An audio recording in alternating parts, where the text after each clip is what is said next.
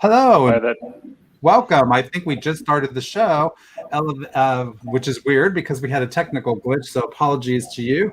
Let's start back again, it looks like. Welcome to the Content Advantage, a talk show about content for content professionals.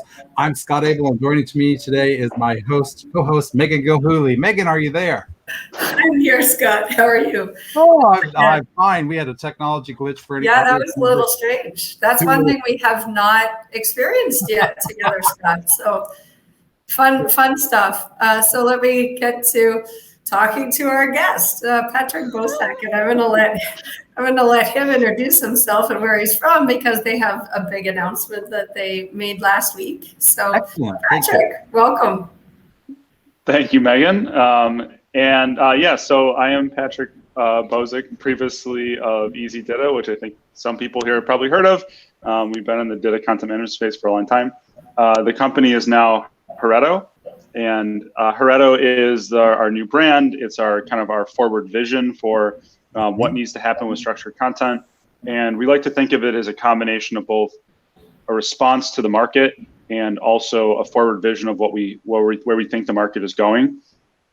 So it's wrapped around the idea that our knowledge assets, our product reference and knowledge content is becoming something that has grown to the point where it needs to be really operationalized in order to be efficient and scalable and of high quality.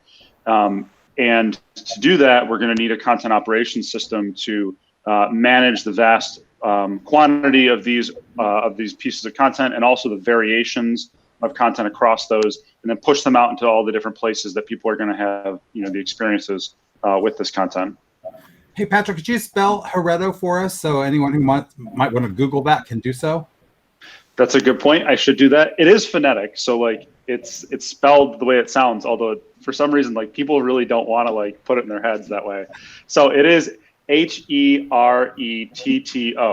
and it means nothing. So if you want to know the origin of the name, I do a podcast called Components. It's super nerdy. It's about component content. That's why it's called Components. So if you really want to spend some time with the geekiest side of me, go listen to Components. And we did an explanation on that show of where the name came from. That's coming out pretty soon. Awesome. Thank you. Very nice. All right, a few things just before we start the show. If you're new to the Bright Talk platform, you should know a few things. Today's show is being recorded, so you can watch it at any time. If you need to dive out early today, don't fret. You can use the same URL that you're using, so you don't have to worry about your camera or microphone. And you can ask a question of us at any time by using the Ask a Questions tab located underneath your webinar viewing panel. That will open up a little text-based area where you can send in a message to us. We won't be able to text you back, but do know with confidence that we'll have your question in a queue, and we'll ask as many as possible of our guests today with the time that we have available to the show. Also, there's additional content, including content about the Heretto announcement that Patrick just announced, and some handouts available from our sponsors, Zoomin software, in the attachments section of your webinar viewing panel. Clicking that button will open a little document library where you can access content provided by both our guest and sponsor today, and I hope that you'll check that out.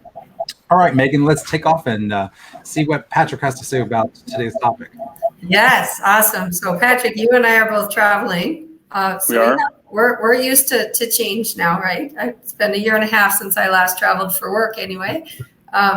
But things are kind of changing in the industry, right? So I know that there's a big reason for you to do that. But one thing that you've often made clear is that, content delivery is really part of the bigger picture, which is content operations. And so while I focus on content delivery, you're looking at this world of content operations. So can you talk to us about the need to bring together different types of content, structured content, unstructured content, and data, and to bring it all under one digital roof?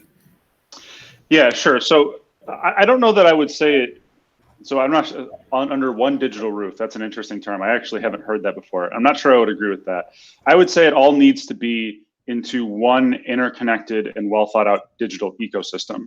So I think the place that you're watching a lot of this go is that we are moving around some of the different source repositories, and those can be for data or content or other things in between.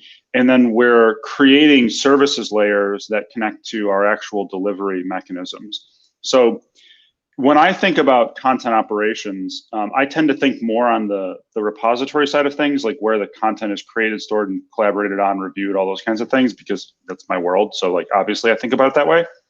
But you're right. Like if you're really thinking about content operations, you're thinking about like the whole ecosystem from wherever that content is created. And that sometimes it's by a whomever, but it isn't always by a whomever today. And then it's by whoever consumes it, which is, typically, some type of a person on some type of a device, in some type of a circumstance. And it's going to be a combination of different technologies and processes depending on the end delivery system. And you're going to need to have the right frameworks and blueprints for connecting together these different systems in the way that's going to deliver the experience that you want at the end of it, and give people what they're really looking for. So, yeah, that's awesome. I just want to make a comment about the One Digital Roof. I really think of it as, if you think of the roof as the brand, right, then it is One Digital Roof. It's not one source, and it's not one delivery, but it definitely is one brand that we're trying to create, right? Sure, So that's the roof I was referring to. That's your brand roof? Okay. So for everybody who hasn't interacted with Megan and I, we are going to argue about some of these like finer points, because that's just who we are. Like we always argue about this stuff, but like that's why you're here. That's the good part of the show. Exactly. That's right. Well, speaking about arguing, you can't really argue about things that you don't understand. So some of the people in our audience are undoubtedly new to this term content operations, which, as anybody knows who's tried to Google it, has a variety of different specific definitions, but they all kind of ring true in the same way. Patrick, what's your understanding of content operations, and how would you communicate that to people in our audience who don't know what it means? Sure. So I like to talk about like why first, like why are we now doing this thing called content operations?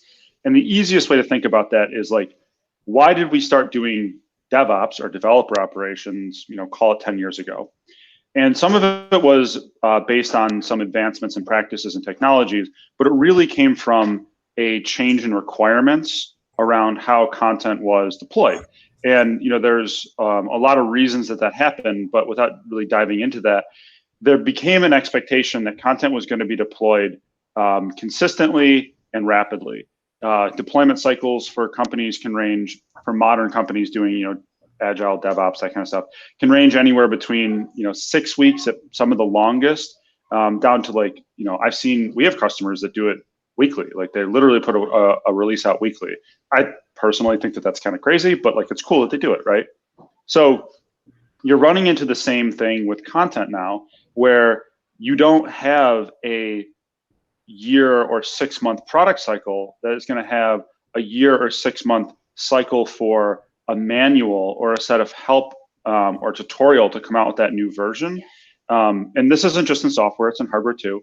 Now the expectation is that your release cycle on content, a week would be long. Like you need to be able to release content on a daily basis as it's needed, but at the very least, you need to be able to keep up with product development lifecycle.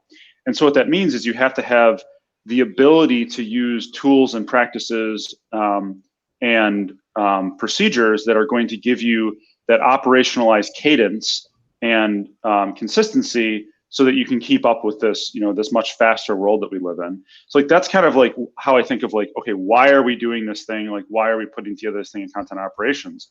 So then what is it? What it is it's really just the systems and processes that allow us to accomplish this. And the processes side is going to be a little bit different for every organization. Maybe we can get into the weeds on that a little bit later if we want to. The system side, when it really comes down to it, should be primarily structured content. It should be API driven. It should be omni-channel. And I think that it should be separation of concerns. So I think that you're not probably going to have one repository, but repositories should be repositories. Services layers should be services layers, and experiences should be, experience layers or apps or whatever you want to call them. Some products will do some different pieces of that along the way and give you different pieces of it, but the product itself, even when it does multiple things, should still have that division, right? It should be those things. And that kind of allows you to run the type of workflow that you want to go from, from the actual written words, typed words, out to the experiences that people are going to have, where you personalized on their device in their language, very, very, answer oriented, those types of things. I That love was, that idea of separation of concerns. I love how you said that. And yeah. I often talk about making sure that no matter where your authors are or your information architects are, wherever your folks are that are in that delivery process, ultimately that content operations, make sure that they're comfy with their tools, make sure they're comfy with their processes, Mhm. and that they're knowledgeable about what they do. But then you need to orchestrate all of that together. And I think that's where content operations really becomes really important. Oh, totally agree. And this actually comes to a point that Amber Swope made on the last Coffee and Content, which was last week, which I thought was really fascinating. She was talking about how there's delivery information architects, and I think she said source information architects, but the people who work on the source content. And I had never thought about that before. Like that was a really wild concept to me, that you could have these specializations inside of information architecture. But it's totally true. And like, it's to your point that people need to be comfortable in the place that they work with the tools for that particular piece, right? So I do think that we're moving to a place where delivering content, because it's not I write a chapter, you write a chapter, we put them together, we have somebody put together a book. It's becoming much more interconnected. It's becoming a wide range of experiences that are both internal and external, like you have employee experience and customer experience, and frankly, prospect experience. Everybody is becoming collaborative but specialized in some aspect of the separation of concerns that causes the chain of things that we can do to achieve that result. Yeah, and I think we blow it up a little bit more as well, because now we have customer success teams that are creating content, and they really don't know much about data. They might not know about structured content at all. We've got customer support teams that are doing knowledge articles, right? And these are usually unstructured content. And then you've got training teams that are doing content that's probably structured in its own way. And you've got marketing teams that are creating content. So not only is the technical content needing to have that separation of concerns, but you take it up a level and now you have a separation of concerns across all of these, and really thinking about how you bring that together to have a unified customer experience is hugely important. Megan, I know that on previous shows, sometimes people would ask us, what do we mean by delivery, especially if they're not working in a team that has a specific kind of delivery platform. They don't know what that is. I know you were going to ask Patrick about this. Can we dive into that a little bit and see if that helps some of our audience members understand what we're trying to talk about? You want me to dive into it? No, I think it was the next question that we were going to ask. I was giving you a little context for the folks who might not know what that means. I see. All right. So yeah, delivery is obviously important and near and dear to my heart, because that's what we do at Zoomin, right? But how do you guys work within the delivery aspect? How do you differentiate? You kind of covered this a little bit, but how do you sort of differentiate the source from the delivery and the stuff in the middle? Patrick? Yeah. So where I'm kind of seeing this going is that you have the source content, and you're going to have, typically speaking, you're going to have probably several major systems, but it's probably not always going to be a single system. Like you just said, like the marketing people are creating things in certain places, support people create things in certain ways, and then you have information development or tech com or whatever, and like they're, whatever you want to call it, that is, they're creating content in certain ways as well. And then what you end up with is services layers that sit in between the source content and the actual like delivery. And I think one of the real beautiful things to think about as it relates to services is that services layers are largely APIs.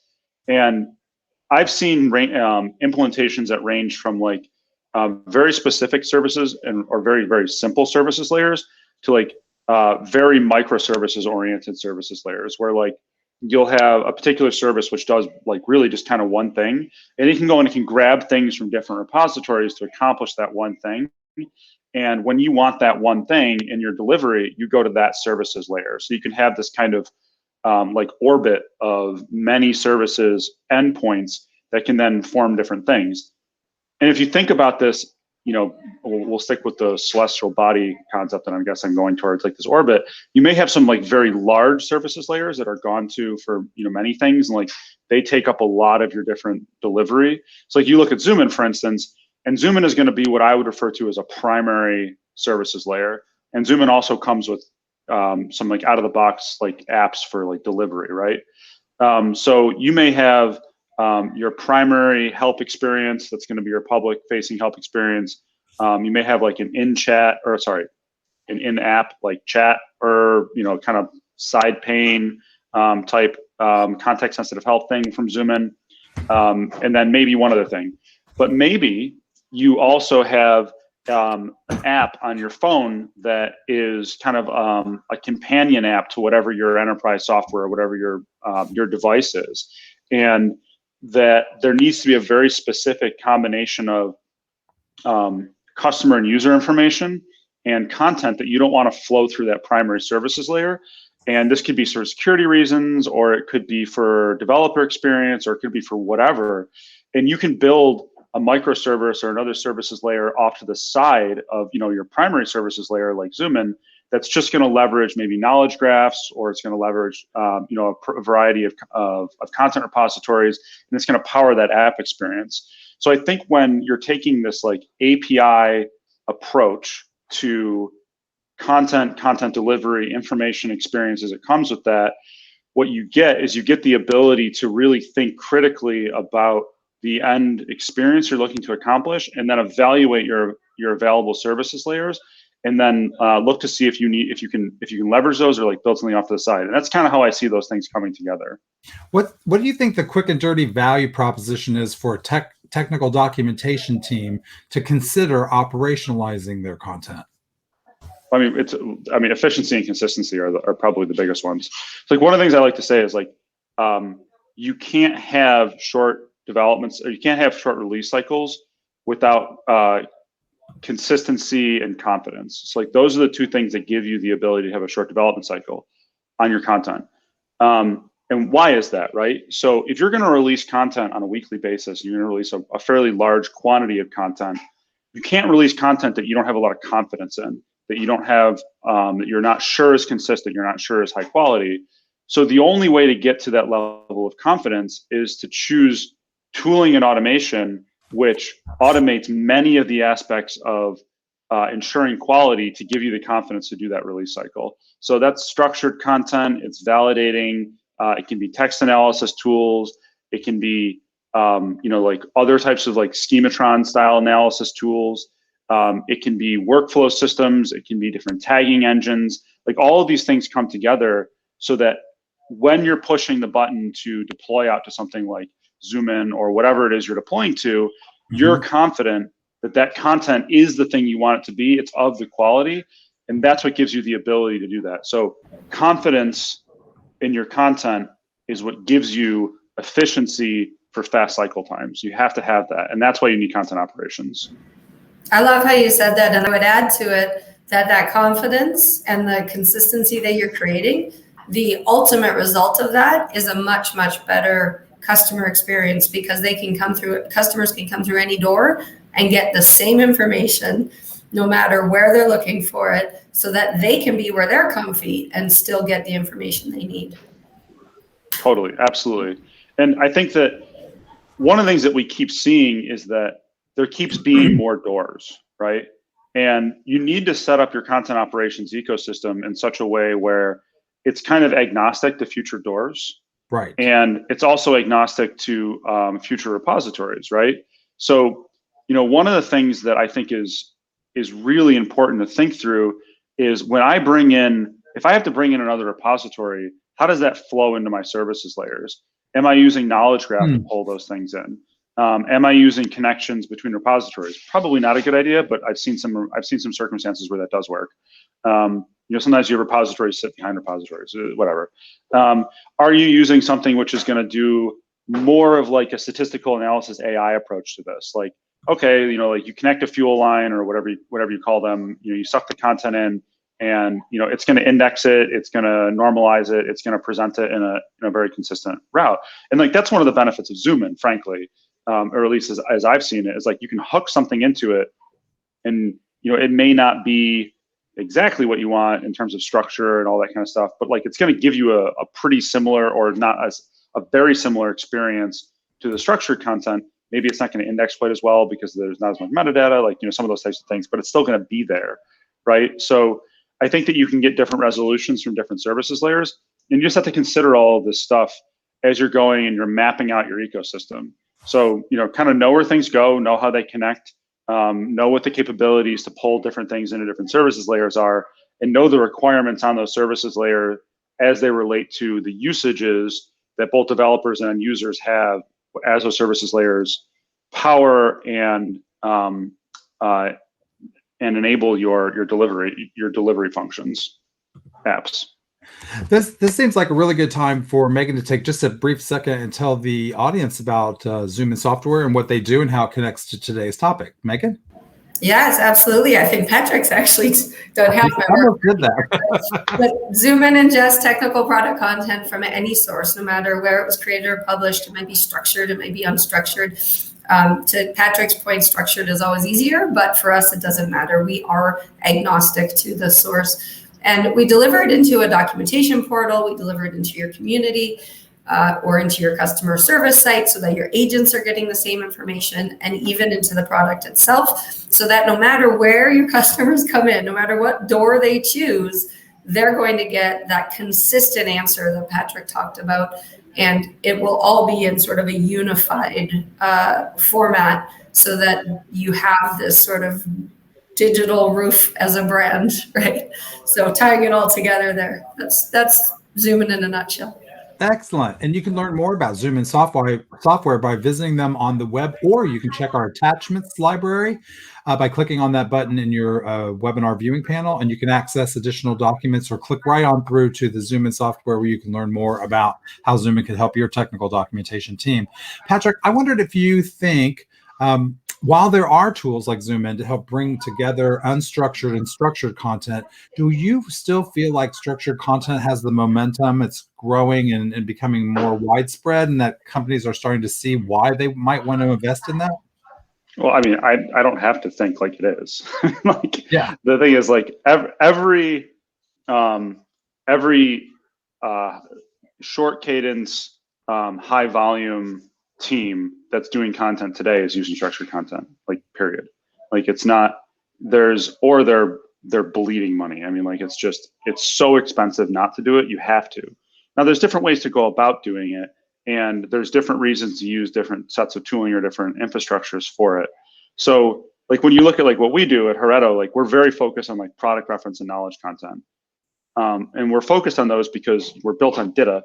And, DITA is kind of the de facto standard for product content. Like, it's very set up to be very strong with, like, reference content and those types of things.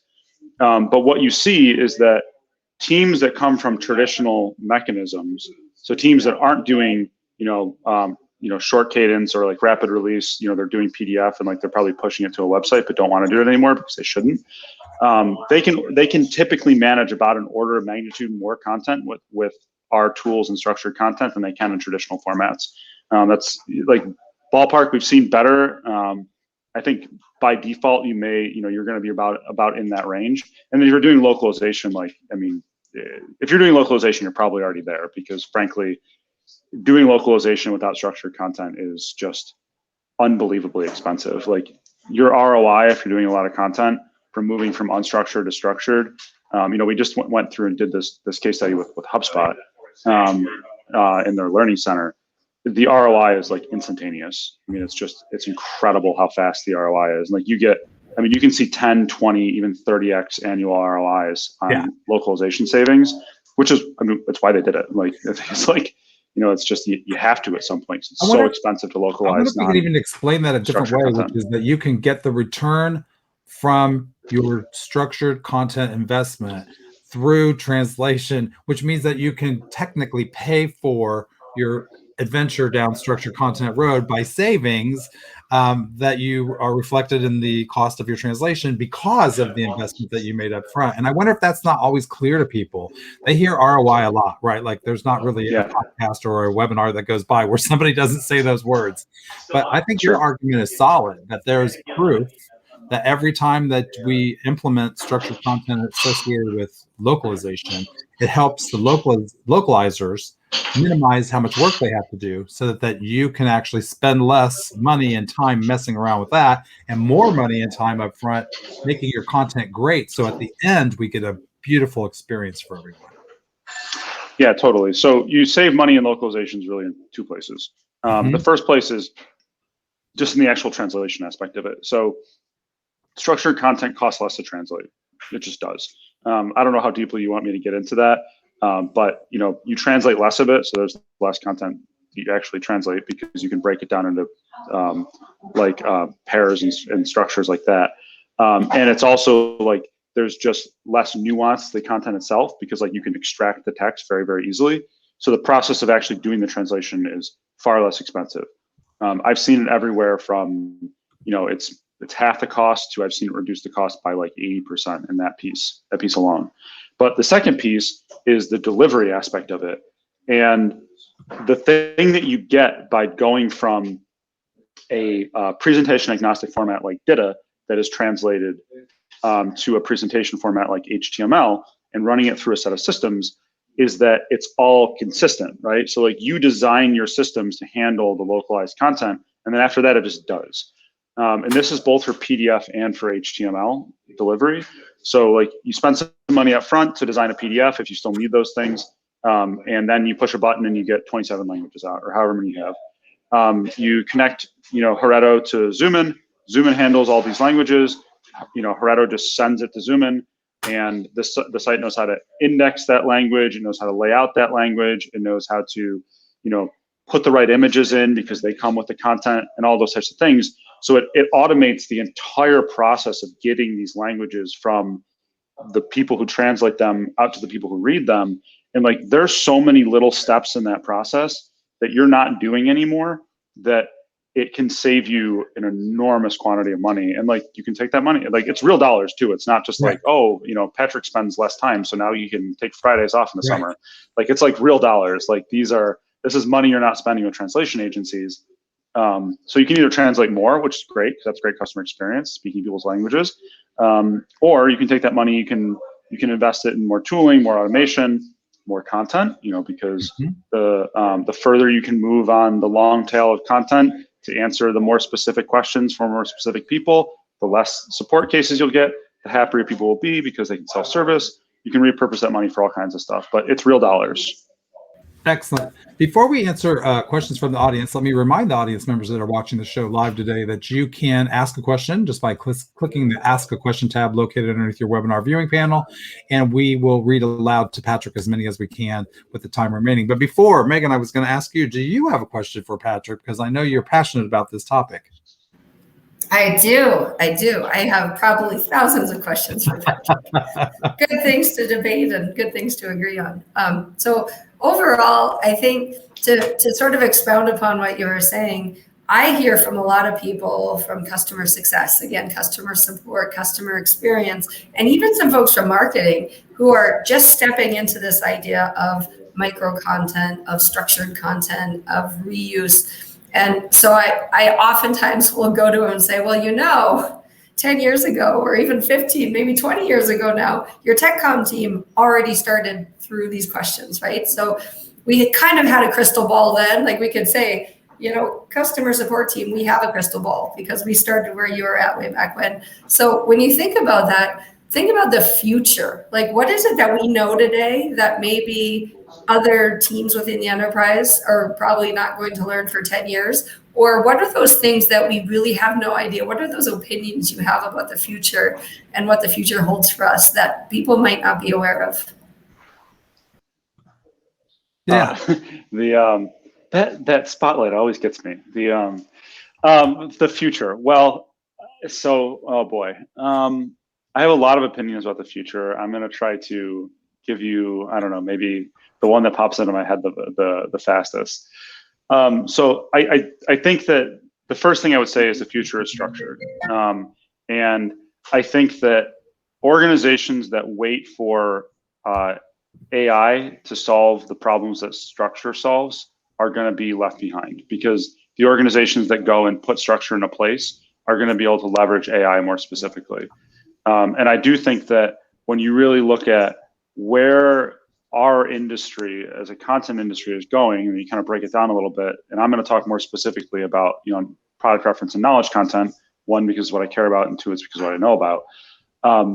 the real goal in almost all cases when you're talking about this kinds of content are either to answer a question or to learn a thing, right? So learning can be upfront, so it can be a thing that, you know, an organization decides you as their customer or you as their employee should learn, you know, X, Y, and Z, and that's the methodology that, you know, comes with the content that you're being delivered, or it's to answer a question. That question can be as simple as referencing something, you know, like what is the size of the, you know, screwdriver I need to, you know, turn this screw, whatever. But the problem that we have been walking towards solving for a very long time is how we deliver the minimum amount of content to somebody to accomplish those goals, right? So like you think about, like, how do you take somebody's onboarding, customer or employee, and reduce it? Because that's time to value, right? Employees are very expensive, especially in this new job market. You want them productive as fast as possible. Customers who are productive faster than other customers, they are the ones that are going to get more value from your product. They're the ones that are going to talk about it. They're the ones that are going to drive more word of mouth, more value for organization. They're going to be the ones that do renewals. So like time to value as a function of onboarding, the way that you do that is you make people read less. You make them consume less while still acquiring the pieces of information, the pieces of knowledge that are critical, right? So what we're doing is we're going and we're personalizing this content, but we're not doing the personalization that I think a lot of us think of, which is like, oh, this website has some cookies on my computer and like they know that I like this thing, so they're going to show me, you know, this advertisement. Like that personalization to me isn't all that interesting. The personalization that's interesting is like, you bought this thing, you're in this place, you have this role. We know you need to know X, Y, and Z. You don't need to know A, B, and C. So we're only going to deliver you X, Y, and Z. And that can be at the sentence level, right? You can filter down to that point. On the other side of it, answers should be as short as possible. Now, sometimes you need full procedures, but you know, those full procedures, they should be for exactly the thing that you're looking at. So if I have a Mac and you have a Windows machine, I shouldn't see anything for Windows. When I'm looking at a procedure, there shouldn't be Windows in there. If I have an Android, you have an Apple, I shouldn't have a thing that says, if you have an Android device and it's this version, then try this. Like, I should just get that answer, right? And very, very few brands, very few people have their digital roof set up in such a way where they can actually accomplish that. And that's where we're going. So the future is that we never see, if you are this, do this. The future is never that we read through some stuff that doesn't matter to what we're trying to accomplish. The future is that when we're onboarding with a product or with an organization, we're delivered really concentrated knowledge that just gets to the things that we need to know to get from point A to point B. And then the stuff that goes from point B to point C, we get later as we need those things. So it comes right when we need it. And we're moving down that path. It's a progression. We'll use AI to fuel that. We'll use metadata to go into the AI to make better decisions. And we'll continually build more and better knowledge experiences to enable these things. So there you go. That's my short answer. That's really good. It relates to a customer question or an audience member question today, which is, how might we invest in content ops if we're on a limited budget? Do you have any thoughts about that? I don't know if you've pondered that or not, but it seems like there are practical things we could do.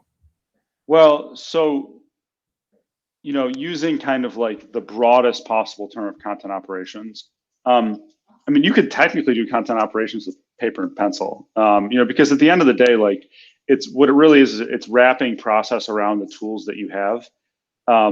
Where what tools do, you know, I like to think of like real world tools where you need the tool for the job, right? So if you are digging, you know, a hole that's, you know, I don't know, like 4 feet by 4 feet, you know, to lace I don't know, to put something in there that you need to put that's that size. You can do it with a shovel, right? And you can optimize that process. You know, you could have people, you know, shovel for 5 minutes at a time and then rotate. You could have one person on a wheelbarrow, and like there's ways to optimize that process. And like that would be, you know, digging a hole ops, right? Whereas if you just had everybody get in there and try to shovel at the same time, it wouldn't be good. And so like if that's the size of your problem, like you can do it on a limited budget because shovels and wheelbarrows are cheap. But if somebody says, dig a foundation for a skyscraper and hands you a shovel, it doesn't matter how efficient you are, right?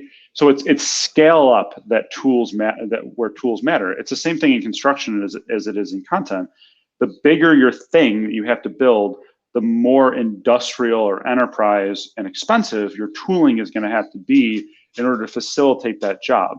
But going and thinking about operationalizing that, so creating the processes that work really well with your tools that are going to make the most efficient use of your time to accomplish the goal, that's kind of the same thing. So, actually getting to your question now, what I would say is like, are you being asked to do a job that's bigger than you can legitimately do with the budget you have for tools? In which case, you probably need to have a different conversation. If the answer to that is no, if the answer is that, okay, it's actually a job that is somewhat in the, it's in the ballpark in terms of like the budget we have for tooling, then what I would say is that structure gives you consistency. Structure is great because it's very reliable consistency. If you can't really afford structured tools, I would emulate structure. I would spend the time up front to do the planning work, which is probably like a poor man's information architecture, to, I don't know, set up word styles, or to configure templates in Google Docs, or to do something else that's going to give you a high level of consistency with your content. You can do this with wikis too, right? Or Markdown. Markdown's a great example of that. Poor man's structure, right? It's very, very simple, but it's very consistent. So get your consistency in place. Make sure that everybody is walking to the beat of the same drummer. So you have your process in place. And then, try to be objective about, what you can accomplish with the tooling that you have. And I would say that that's how you can get to a content operations implementation, on any budget. It's just a matter of scale. I love how you covered both sides of that. Not only what can you do to scale more efficiently given the budget you have, but this other side, which is how do you elevate your team and your content in general to a level where you can actually get more budget. And we'll actually be talking about that in some of our next upcoming shows. So I really, really like that. So I have another question for you from the audience. Someone says, Patrick, I love how you talk about confidence in content that is published. How do you see AI helping with building confident product and knowledge content? Oh, this is a good one. So anybody who's listened to me will know that like I am simultaneously a strong proponent and a strong critic of AI as it stands today. So one thing I want to start with, and I know this is a little bit of a tangent, but I am going to come back to the question, is that when you think about metadata is tagging, classification, it's decisions made about content. It describes what content is, right? When you think about structure and validation, it's decisions made about how the content should be formed, what should be where in the content, and these types of things.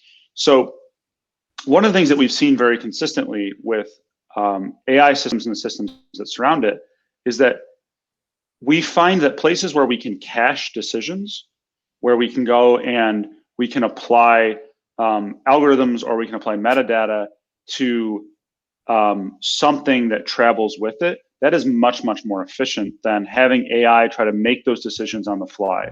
Like there's no reason to ever implement AI to do some forms of quality analysis, because those quality analyses are far more efficient when they're done using passive structured systems, right? Like that's the real thing for structure. Like it gives you the ability to do that. That said, there is going to be an ability to run statistical analysis on content as it relates to how people interact with it, that AI is going to play a big role in. So when you start to think about like, where does AI really make a difference? It's when you can collect data, which is going to be a little fuzzy, but is something that you can sort, and then you can run statistical analysis on it. So the reason that AI has been so powerful when it comes to like image processing is because you can go in, you can say, okay, this is a flower, this is a flower, this is a flower, this is a flower, this is a flower, this is a flower, flower, right? We have a bajillion pictures of flowers. You can feed those into an AI system. And once you feed, 40 million pictures of flowers into an AI system, you can show it a picture and it can tell you if there's a flower in it. It's statistical analysis. It's making a decision that that picture is a flower. So the thing is, if you don't have 40 million pictures of flowers to feed into an AI system, but you're only classifying, say, 40 pictures of flowers, it's much more efficient to just go and put a tag on it that says this is a flower. You've cached that decision. You've approached it in a different way. So thinking about AI as just being really high-powered, really accurate statistical analysis that is able to make decisions about the isness of things, and then make downstream decisions in some other cases, or to take comparative analysis to regenerate things. That's kind of where it starts to become really interesting with content. But like, it's not just AI that's going to do those things. I don't know. That's kind of like a really like theoretical version of that. I guess the easy thing to say about it is, you collect about a bunch of data on how people interact with your content using analytical tools, and you feed it into AI, and then you can use it to rate content in the future. Got it. Well, you know what? There are tons of people who have questions about all of this, and I know that we could do a whole show on that. But because I know you like to get down the nerdy weeds, let's ask a couple weeds questions for you. So here's a question that I know you can answer. Can you create structured content in Markdown?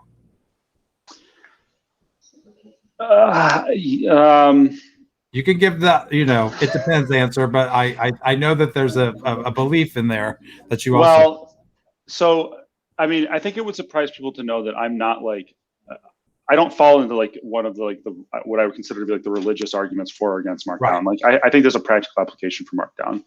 Is Markdown structured content? Yeah, I guess technically it kind of falls into that category. It's very simple structured content, and it's not presentation agnostic structured content, right? So like Markdown is designed to give you a way of just writing text into a file and embedding base presentation that we use to infer things, right? Yeah. So like it's not semantic structured content, although I think you can extend it, but then it's not going to really work with tooling because there's no like underlying open standard which is going to decide how you extend that really all that well, and without getting into like a long philosophical argument about that. So is it structured content? Sort of. I agree. I always call it semi-structured content. I think you're spot on there. It's not unstructured, but it's also not semantically rich, and it's not, you can extend it, but I've seen people extend it to the point where they're recreating DITA, and that just seems crazy. So if you don't need a lot of structure, then Markdown can work. But if you have really complex content, Markdown might not be enough, might not cut the mustard.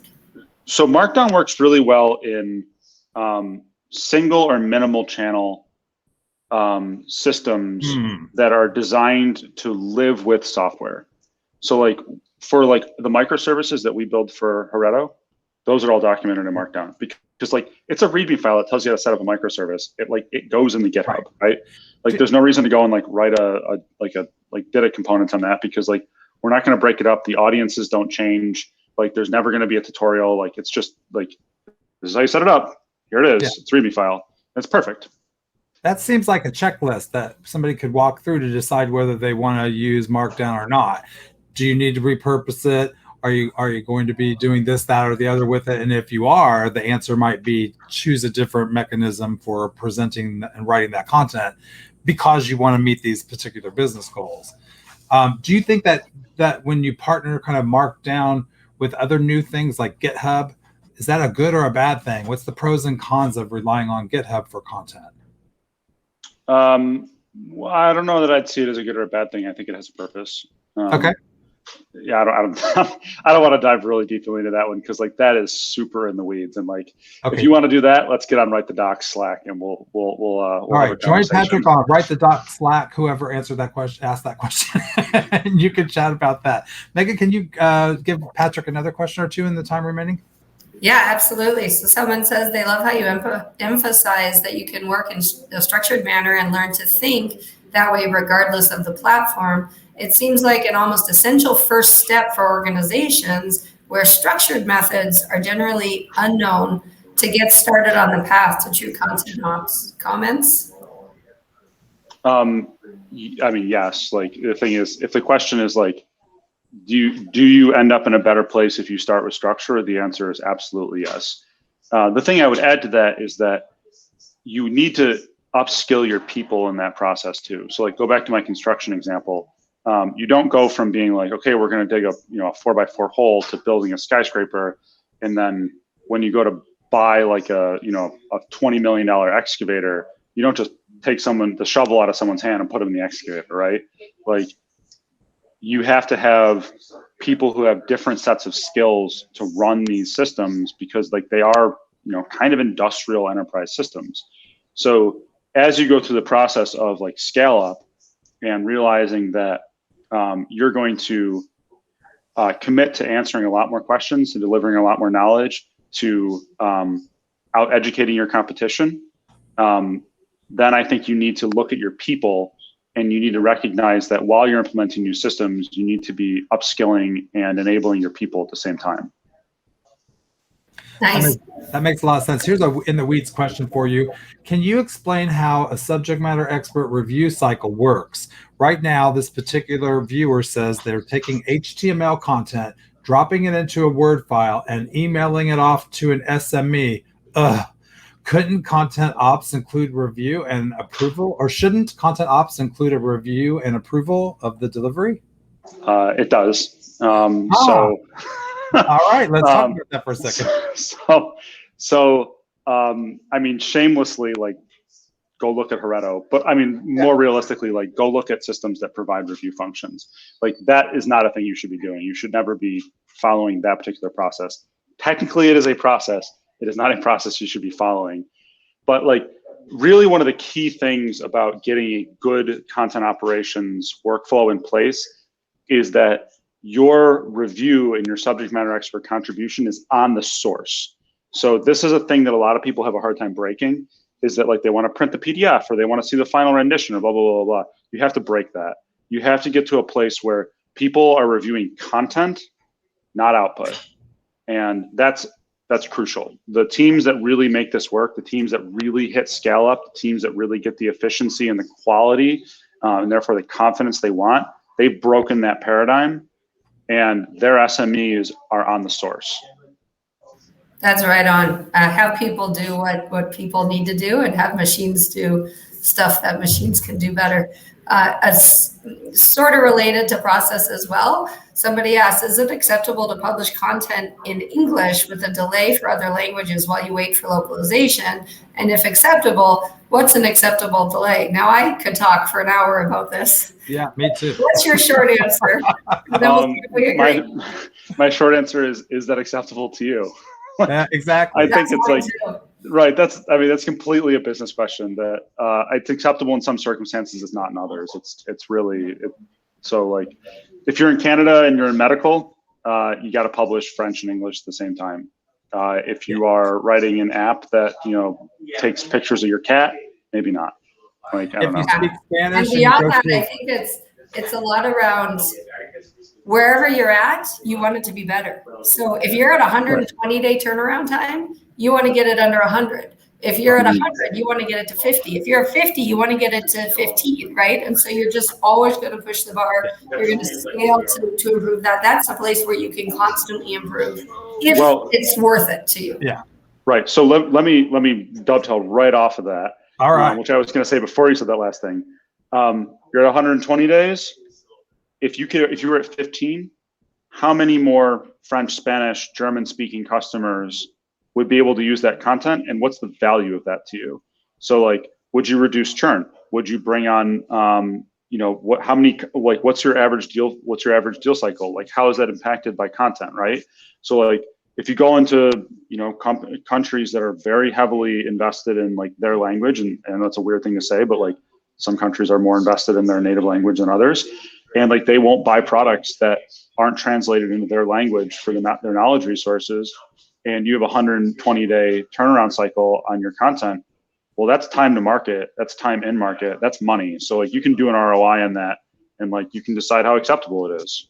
Yeah. And the opposite of that, which is you might be looking at your analytics, and you recognize that while it's taking 50 days to turn around Japanese content, nobody's happy with it. And so they're reading your English content anyway, and they prefer to, I'm just making something up, but if they prefer to read English content because they trust it more, then do you actually need to spend the money to even translate it at all? Or are you better off pumping that money into consistency. And then is it even valuable for us to be talking about it without talking to the customer? Because exactly, if you're the the one customers that, will speak. right, Yeah. the customer prefers the language that they know the best often, and if we don't ask them, then we mistakenly shove the language that we think they want right at them. And sometimes that's not the case. I remember a Google case study where they had a lot of developers, many of them coming from Russia. So they just decided that they would just start converting a lot of this content, translating it into Russian. As it turns out, the Russian visitors to that particular web portal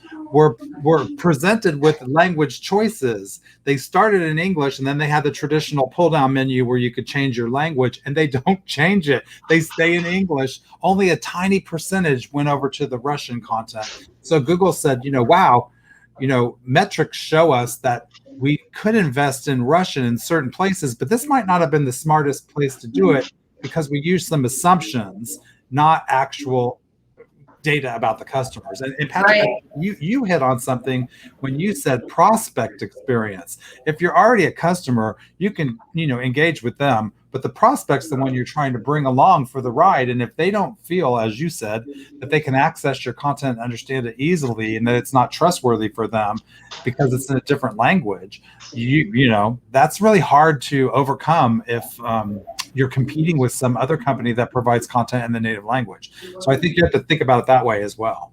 Yeah, we had a similar issue at Amazon where I was talking to some of our customers from Poland, and I was talking to them about the quality of the translation. And they finally, every single one of them that I talked to individually said, I don't care about the translation. I can read English. I'm comfortable in English. Just build better English content and I'm good, right? And I'll trust you more. So it's really important to understand not only what your product is, what your industry is, who your customers are, but know that if you're going to one country versus another, you're going to have a different answer, and you have to do the work. Don't just pump out content localized just to do it. Excellent. Would you like to tackle the last question from the audience, Megan, and then I'll preface signing off? All right. So, Patrick, does your personalization include options for people who need accessible content or content about accessible features? How will you handle personalization subjects that might encroach on privacy concerns? A whole other show right there. Ooh, that is a whole new show. I see that going on now. That's two questions. One is that the personalization functions that go into our software, you can use them for really whatever audience, and that can be aligned with audiences that have different experiences. Be that for disabilities or whatever that may be for accessibility or any of those types of things. So we provide tools to do personalization. You actually decide how to use those to create personalized environments. As it relates to security, this is a great question, and it's one of the things that we really pride ourselves in terms of what we can deliver to our customers. In that, it's very common that our customers will have an internal version that is needs to be highly secure. It has more information, and you can picture a procedure with 1, 2, 3 steps, and in between each step, there's some highly confidential information that only goes to employees, and then they have the external version of that procedure, which has just the content for that isn't confidential. It's removed the confidential information, and there's different ways of getting there. Our system makes the process of tagging what is confidential very simple, and then our APIs will also allow you to get that content in different secure renditions of it. So it's not just hiding it, it's literally giving you only what you want for that audience in a secure way. Or we can transfer that metadata over to other systems like Zoomin that can perform that same function, where they'll filter the content based on security levels, logins, those types of things. So there's a number of different ways to slice that. I just want to add to that really quick that they specifically asked about privacy concerns, and I think what they're getting at, I think what you answered was the how do you do it? But they're really getting at this dilemma of people saying, send me content that's personalized to me, that's only applicable to me, but I don't want you to know anything about me. Right, don't be nosy. Yeah, But give don't me be what I want. nosy, don't be, and so I think security and entitlements and things like that, where you can build into your systems, and build into your content, so that we don't necessarily know you, Patrick, we just know who you are and what you represent, and our system knows it, but we're not storing it and sharing it with people. So I think it goes a little bit into that. In like 30 seconds, I'll give you my response to this. So privacy is more a problem with marketing content than it is with product reference and knowledge content. And that is because product reference and knowledge content, typically when being delivered in a personalized fashion, is being delivered to a known user. That doesn't mean we know your name. It doesn't mean that we know, but there is some identity management system that you're opting into. You're creating a user account, you're creating something like that, and you're giving up pieces of information about yourself. I have this product, I live in this place, I'm of this cohort. Whatever the set of attributes are, they may not be PII, but they are describing you as it relates to the piece of knowledge around this product, service, whatever that it may be. So I think that there's less privacy concerns in the world that I traditionally play in. Yeah, that makes a lot of sense. And I think you made the connection there, right? It's between the content and the thing that they're after. It's not about the person. It's about the person and the relationship to that content. Oh, you're on a Windows machine. You're right. You don't need any Apple information today. You might want Apple information in the future, and you can come and request that, but we won't use the knowledge that you're curious about a Google product to give you Apple product information, just because it's more convenient for us to put it all in one place. Your whole idea of operationalizing, I think, supports all of these goals that people have. So thank you very much, Patrick. That was a lot of information, and you did a great job of explaining it. Thank you. I did a great job on this side. I was the guest. I'm used to being where Megan is. It was awesome. You did good. It's hard to be in the hot seat when you're used to being on the other side. But before we close out, Scott, I just want to make sure everyone knows that there's a feedback option, and we would love for you to put your feedback in there, answer the 5-star rating, and then also give us some good chunky feedback. We always like to know how to make things better for you. So make sure you do that before you log out. Excellent. All right. Well, thank you, Patrick. Give everybody a wave before I do my closing announcements. Thanks for joining us today, and good luck with your leadership summit. I hope everything goes great there. We appreciate you making time for us today. And for the audience members, you've been watching Content Operations for Technical Documentations, an interview with Patrick Bosek on getting content operations right in order to elevate your technical documentation team. We've got some other great shows coming up in the Zoomin Content Wrangler channel for the Content Advantage talk show that you're watching today. 2 weeks from now, August the 3rd, let's see, we'll be interviewing Jennifer Kaufman of NetApp about how to make invisible tech comm teams visible, and how you can elevate the value of your team by following a few of her ideas. She's got some great ideas, so you don't want to miss that show. Then August 17th, we're going to hear from Deb Vitani on how to sell the value of tech comm transformation to upper management, to the leaders that you need to convince to do things like content operations. All right. Well, thanks so much for joining us today. I appreciate it. Thanks to our guest and to Megan for joining us remotely. Everyone, keep doing good work. Have a great day, and we'll see you on our next show. Thanks for joining us. Bye-bye. Bye, everyone. Ensure your customers find the answers they need with Zoomin. Bring together product content from all teams and sources to deliver a unified, personalized content experience. Check us out at www.zoominsoftware.com. Bye. Bye.